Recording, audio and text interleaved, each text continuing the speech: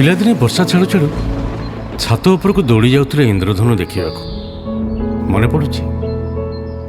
ସେବେ ଇନ୍ଦ୍ରଧନୁକୁ ନିରେଖି ଚାହିଁଲେ ଲାଗୁନଥିଲା ଯେମିତି ମୁଣ୍ଡରେ ରଙ୍ଗୀନ ହେଡ଼ବ୍ୟାଣ୍ଡ ପିନ୍ଧି କୁନି ଝିଅଟେ ବାଦଲ ସେପଟୁ ଲୁଚି ଦେଖୁଛି ଆମକୁ, ଆଉ ମୁରୁକି ମୁରୁକି ହସୁଛି। ମୋ ବୁଢ଼ୀମା କହୁଥିଲା, କାଳେ ଆଲୋକ ବୋଲି ପୁଅଟିଏ ରହେ ବାଦଲ ସେ ପାଖ ଗାଁରେ। ବର୍ଷା ପରେ ଆକାଶରୁ ମାଟିକୁ ଦୌଡ଼ି ଆସୁ ଆସୁ ତା ଗୋଡ଼ ଖସିଯାଏ ଯେ ତା ପକେଟରୁ ବୁଣିଯାଏ 7 ରଙ୍ଗର ମୁରୁଜ।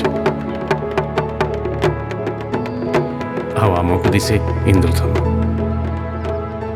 ଇନ୍ଦ୍ରଧନୁ ଦେଖିଛ? କାହା ମୁହଁ ଦିଶେ ତୁମକୁ ଇନ୍ଦ୍ରଧନୁରେ?